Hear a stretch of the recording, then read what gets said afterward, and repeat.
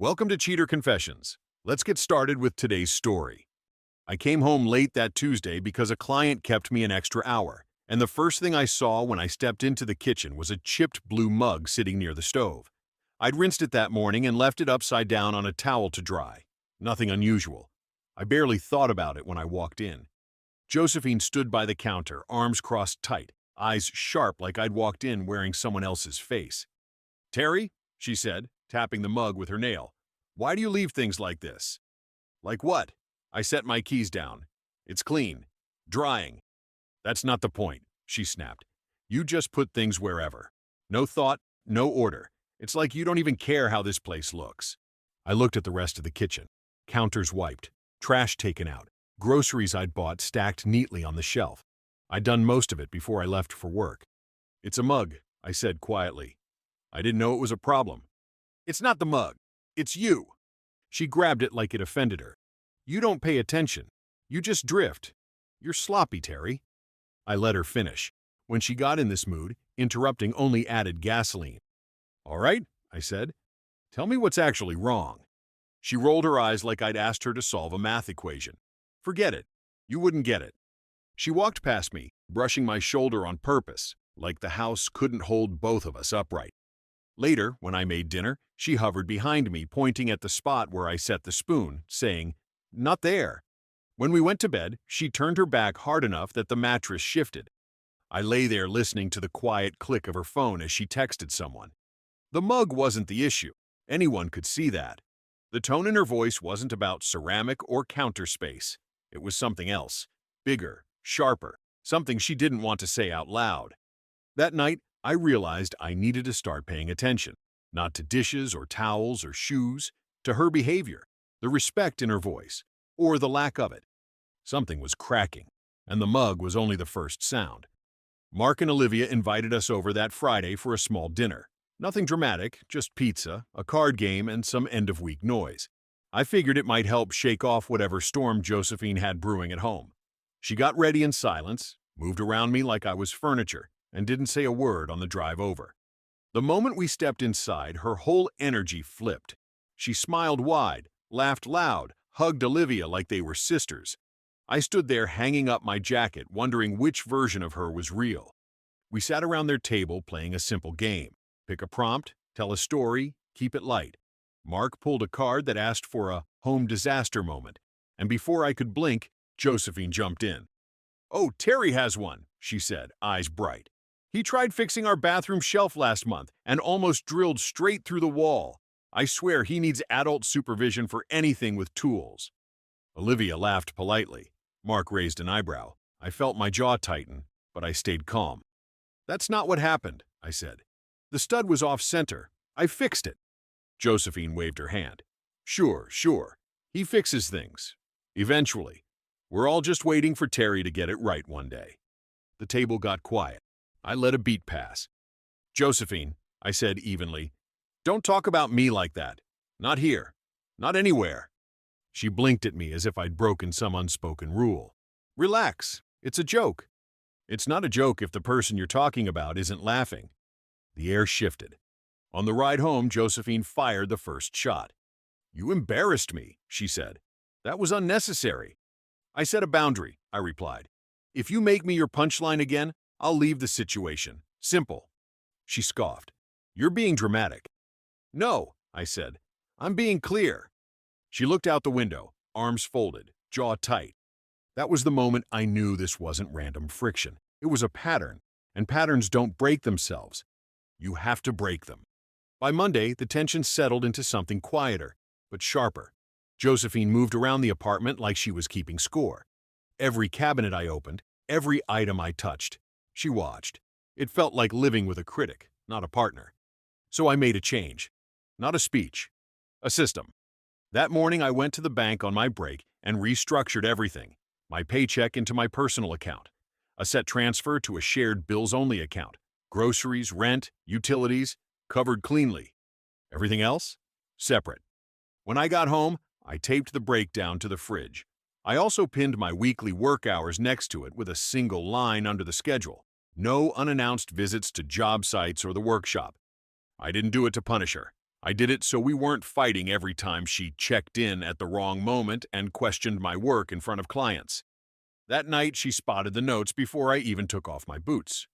"What is this?" she demanded, tapping the page like it owed her money. "Clarity," I said. "So, we stop arguing about small things." "You're cutting me out."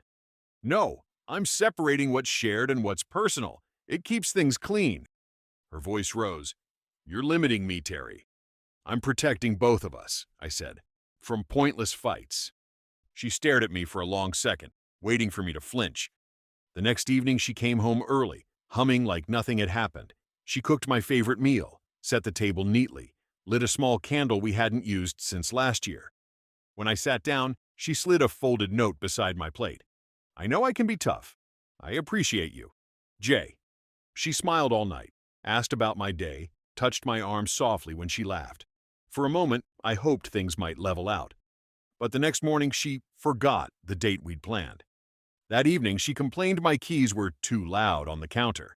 By Thursday, she created a new rule that I shouldn't leave my shoes near the door, even though they'd always been there. The warmth lasted 24 hours. It wasn't growth. It was an illusion. By the end of the week, Josephine insisted we go to a birthday gathering for one of her coworkers. I wasn't in the mood for crowds, but she framed it like a test I had to pass. "It matters," she said while checking her hair in the mirror. "People at work need to see we're solid." Solid wasn't the word I'd use, but I went anyway. The place was a dim bar with loud music. Josephine lit up the moment we walked in, laughing fast, talking fast, shaking hands like she was campaigning. She introduced me with a grip on my arm that felt more like a warning. "This is Terry," she said to a woman named Fiona. "He means well, but I swear I have to approve everything he does. If I let him loose, the house would fall apart." Her coworkers chuckled. Josephine pushed it further. "He once installed a curtain rod sideways. I had to fix it myself. Honestly, he'd be lost without me." A couple of people glanced my way, unsure whether to laugh or look away. I didn't raise my voice. I didn't argue. I just met Josephine's eyes. "Boundary," I said quietly. She waved me off like a fly. "Stop being sensitive. It's a joke." I finished my drink, placed the glass on the bar, and spoke calmly. "I'm heading out." She blinked. "You're kidding. We just got here." "You crossed the line," I said. "I told you what would happen." I didn't wait for her reply. I walked out, took the car, and drove home to silence. The next morning, she came into the kitchen holding a printed confirmation paper like it was a winning ticket. "I booked us a weekend in the mountains," she announced. "Cabin, hot tub, the works. My treat. This will reset us." "I can't go," I said. "I have 2 installations and a delivery scheduled, and a trip won't fix disrespect." She stared at me as if I'd broken something valuable. 2 days later, she shattered the boundary completely. I was at a client's office finalizing measurements when the front door opened. Josephine walked in smiling like she belonged there, carrying 2 coffees. "Thought I'd check on your progress," she said loudly. "He rushes his work sometimes." The client frowned. My jaw tightened. "Josephine," I said, voice low, "we have a rule." "I'm helping," she insisted. "No," I said. "You're interrupting." That night I moved into the spare room. No speech, no anger, just action. She followed me down the hall. "So, this is your big move?" she demanded. "This is space," I said. "Space tells the truth." The following Thursday felt normal enough. Quiet morning, steady workday, simple dinner at the shop. I came home later than usual. When I walked into the apartment, I heard voices drifting from the dining room. Josephine had 2 friends over, including Claire. Wine bottles on the table, laughter sharp enough to cut tile. I wasn't trying to listen. I just wanted water. I stepped into the kitchen and froze halfway through, reaching for a glass when I heard Josephine's voice. Clear, careless, cruel. "If I had better," she said, "I'd leave Terry tomorrow. No hesitation." Her friends gasped. One snorted a nervous laugh. Claire whispered, "Josephine, come on." She continued, unfazed. "I'm serious. I'm stuck. If someone with more going for him showed up, I'd be out of here so fast it would blur." I didn't wait. I walked to the doorway and leaned on the frame, steady as concrete. "Now you have that option," I said. The room snapped silent. 3 faces turned white. Josephine blinked, her mouth half open like she didn't recognize me. "What?" she said. "You said you'd leave if you had better," I replied. "Now you do. You have the option. Today." My voice was calm, not angry, not raised, just done. Her friends stared at their glasses. "Terry," Claire whispered. "Maybe—" I shook my head. "No, tonight is clear." Josephine stood so fast her chair scraped the floor. "You were listening? I live here. You were loud." She scoffed. "It was a joke." "No," I said. "It was contempt." She tried anger first. "You're overreacting." Then mockery. "Oh, please, you're so dramatic." Then bargaining. "Let's talk privately." "No," I said. "This is the talk. You have the evening to pack your things." Her face twisted. "You can't kick me out. My name is on every document. I'm not debating. I'm acting." She looked at her friends for backup. They looked at the floor. I went to the bedroom, pulled out boxes, set them on the dining table, and began folding her clothes neatly. No shouting, no slamming, just clarity. Josephine tried crying next, her voice shaky. I handed her a box. By 10 p.m., her things were at the door. She grabbed the last bag, eyes burning. "You'll regret this," she hissed. "No," I said. "I'll finally sleep." And for the first time in months, I did. Josephine called 5 times before noon the next day. I didn't answer. By lunch, the calls switched to unknown numbers. I let them ring. She left a voicemail mixing apologies, blame, and sweet talk like she was throwing everything at a wall to see what stuck. I kept my plan simple. At 3 p.m., I emailed her one clean line. "For any remaining items or documents, contact me by email only. Logistics only. No discussions." That evening, while my coworker Maurice and I were finishing up at the workshop, Josephine showed up in the parking lot. She walked toward me fast, hair pulled back, eyes wide like she was ready to stage a scene. "Terry, we need to talk," she said. Maurice stepped in front of me without being asked. "He's working," he said calmly. "You need to leave." Josephine's jaw dropped. "Excuse me? This is between us." "Not here," I said from behind him. "Not anymore." She glared at both of us before storming off, heels hitting the pavement like she wanted to break it. That weekend, I changed the locks, reset the building entry code, and removed her from every shared account, utilities, streaming, storage, all of it. Not petty, just clean. The divorce paperwork moved fast because our life was simple on paper. Apartment lease under my name, workshop mine before the marriage, tools, equipment, truck, all mine. No kids. No joint savings. Her attorney tried to argue for temporary support. My attorney showed the emails, the financial breakdown, and the timeline. The motion didn't last an hour. Josephine's fallout hit quick. Claire told Olivia, who told Mark, who eventually told me, that Josephine moved into a small rental across town. She went from friend group to friend group complaining about unfair treatment. But people stopped inviting her out because every dinner became a rant. Couples didn't want her around because she picked at their partners too. One night, Claire sent me a short message. "She's not doing well. She keeps saying she lost everything too fast." I didn't reply. The apartment felt strange those first few nights. Quiet, still, almost hollow. But it wasn't emptiness. It was oxygen.